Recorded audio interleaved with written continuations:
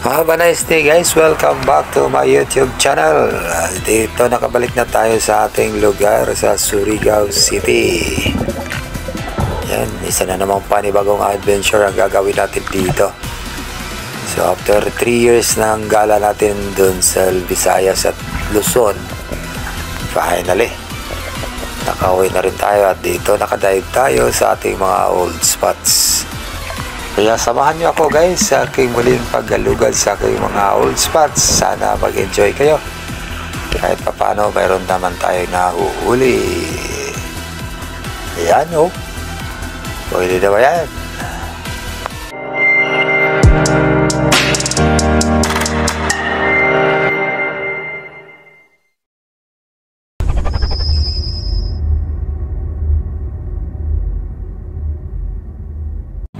Ayan guys, welcome po dito sa amin sa Surigao City.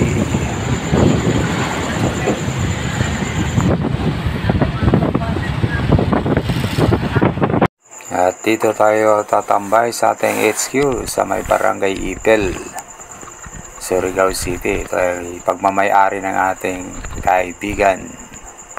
At sa tabi lang ng ating HQ, dagat na. Ito na po yung ating old spot oh. Kaya natin mga lods kung may bibigay sa atin dito sa ating old spot oh. So dito na tayo sa Surigao City, Ipil, Surigao City. So mayroong isang dyan spot natin na bibisitahin na naman natin. Last time hindi tayo nakahuli. So hopefully ngayon try natin. So ayan, abang-abang lang mga lods kung sakali no, makakahuli din tayo. Sana naman. Yun, late area po yan mga lods oh.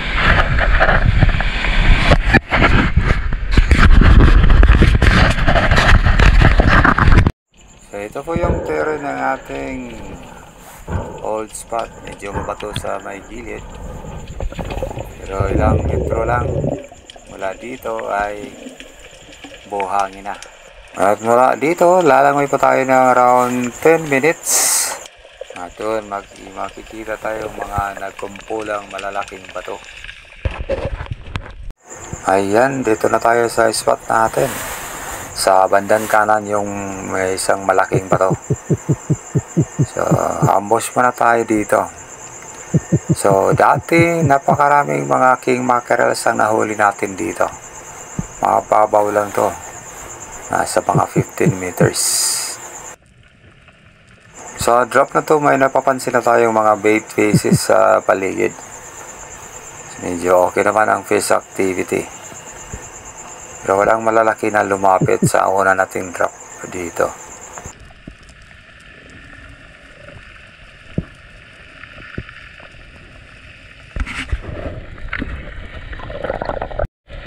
So next drop natin dito, tumabi na tayo sa may malaking bato. Medyo malapit na to. So malalim naman ang konti. At dito tayo nagabang. Ayan, habang pumapesto tayo, may nakita agad tayong isang batfish o dapugan ang tawag sa amin. Pero medyo malayo, out of range sa ating pana. At ito ay bumaba sa malalim. At isa na namang grupo ng mga golden treballis ang nagpakita sa atin. Malalaki na din ito. Ito, nag-abang tayo, nag-fish call, kaya lang out of range pa rin. Ayaw talagang lumapit, medyo mailap sila ngayon.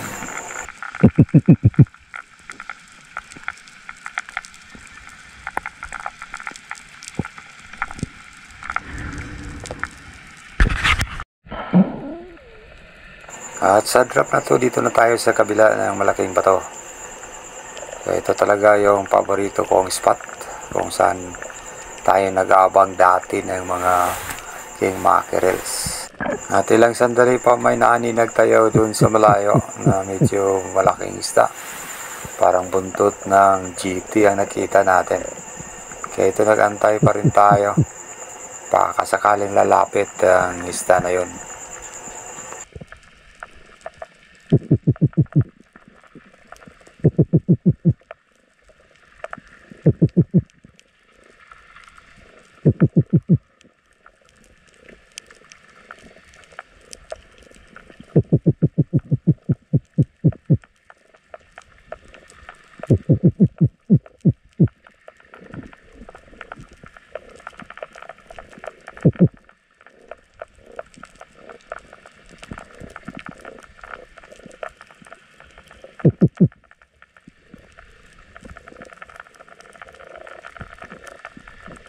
Ayun, so wala tayong natira dito, hindi lumapit yung malaking isda, kaya babante tayo sa isang spot.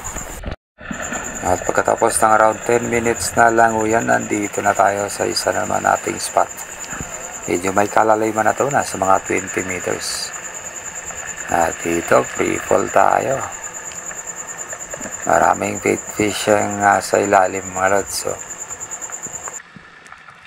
dati may nahuli na tayo dito mga groupers at mga golden trevallis. At marami din dito mga batfish. Mahalalaki. Dito lang sa gilid sila nakatambay minsan. Oh.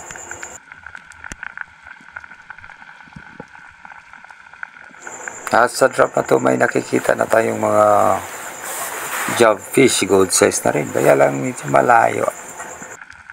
Medyo mailap sila ngayon. Hindi lumalapit.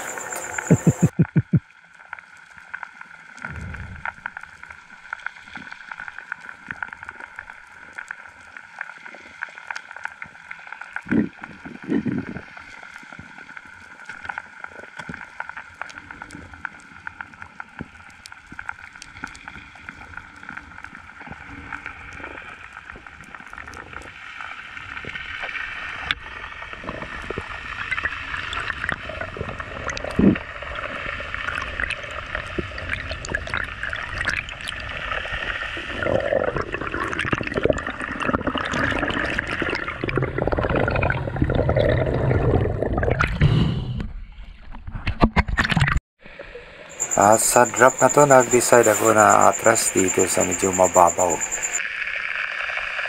As usual, free-falling technique pa rin ang gamit natin. Ito natin talaga nakasanayan natin para hindi madisturbo at mabulabo ang mga isda sa baba.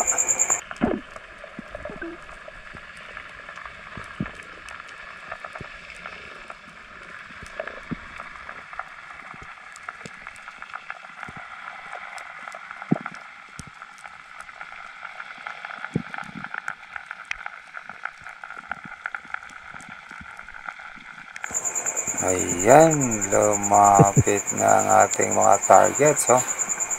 Ito, pumipili tayo.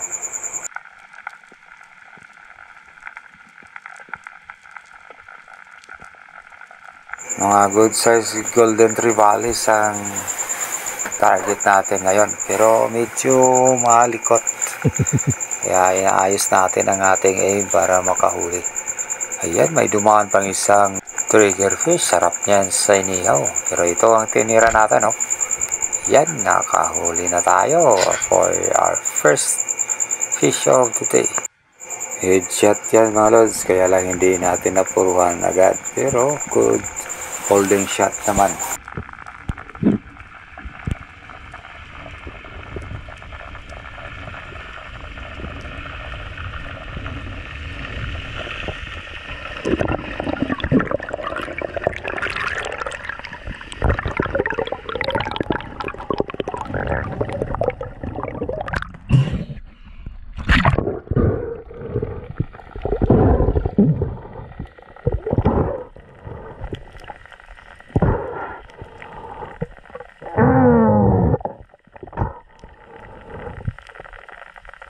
So ito po ang ating first fish of the day, isang golden trevally. Nasa 1.2 kilograms lang to, medyo maliit lang. Pero ito, masaya na rin tayo dahil may pang-uulam na.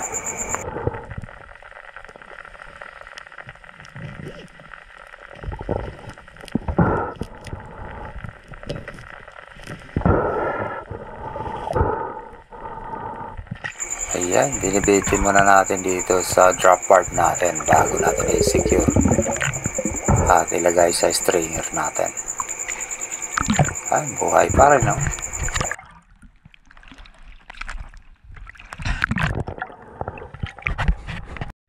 Muli naman tayong bumaba at target natin dito yung pang-ihaw naman na isda na kung naalala nyo yung dumaan kanina. Kabisado na natin ang behavior sa isda na yan. Hindi yan umalis sa kanilang area. Paikot-ikot lang.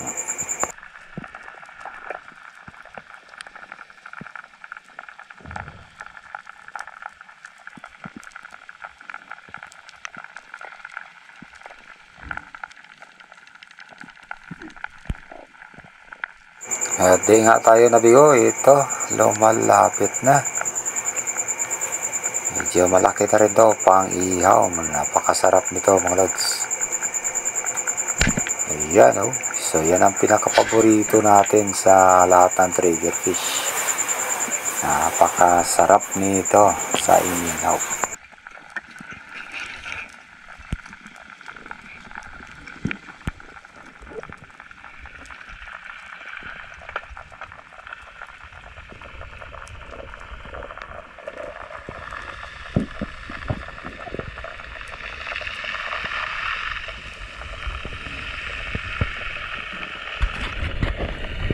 And so this is my second fish of the day, isang gray trigger fish.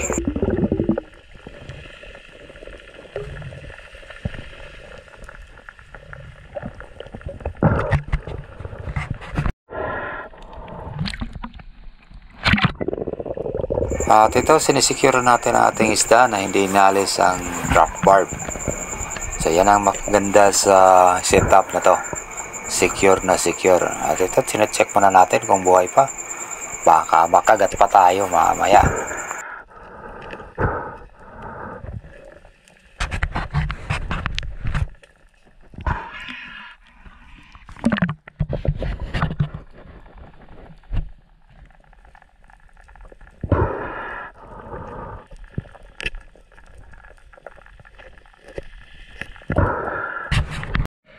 On my way down, may nakita na naman tayong isang magandang isda.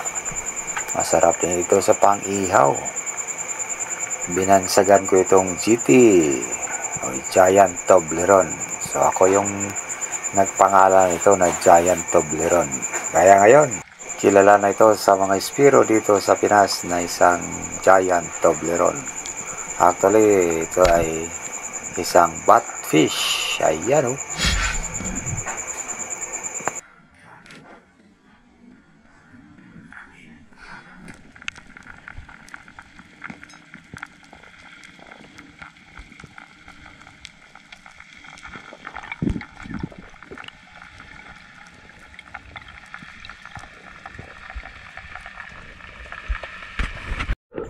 Ayan, nakabiti na siya sa ating drop barb. At muli, thank you so much bro Shipper Suralta ng Bontoc, Southern Leyte.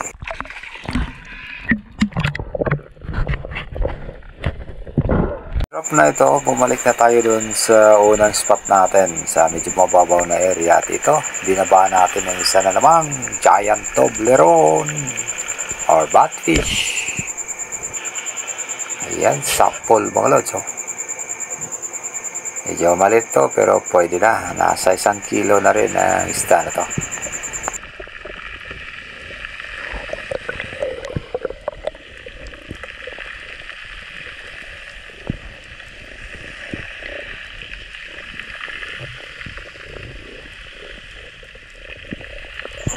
Ayan, walang kawala. Headshot po yan mga lods. At ito, muli tayong bumaba. And explore muna natin itong artificial corals na ito. So ito ay isang project ng isang NGO dito sa Surigao City, GCI. Ayan, so kudos to the group. Mukhang okay naman dito, no? So ayan, may mga maliliit na mga batfish na sumisilong. Pero hindi na natin ito ginalaw. Saka na pag malaki na. So ito na po yung last trap natin dito. At nag-decide na ako na uwi na. Medyo nangangalay na yung mga pako. Nag-kick in na yung lactic acid. Ayan. So ilang oras din ang sisid natin. Nasa mga 3 oras din yun. Yun nga mga lods, sa bawat pagsisid natin, pakiramdaman natin ang ating katawan. O medyo pagod na, so tigil na. Lalo na pag solo dive tayo. At ito na nga tayo sa tabi. Dala natin ang ating biyaya na natanggap sa araw na to. Ayan, 4 na piraso lang yan mga lods. Goods na rin at may pangpinta pa tayo. Ayan, maglalakad muna tayo papunta doon sa ating HQ, yun, sa may malaking puno. Ngayon, latag muna ating mga huli for comparison. So, hindi kalakihan mga lods, so, tingnan nyo. Pero goods na rin. At syempre may pang-RH na tayo, 550 lang. Mga lods, nakasugbag hapon tapos itong pinadaan. Oh, so, sigurado. Manong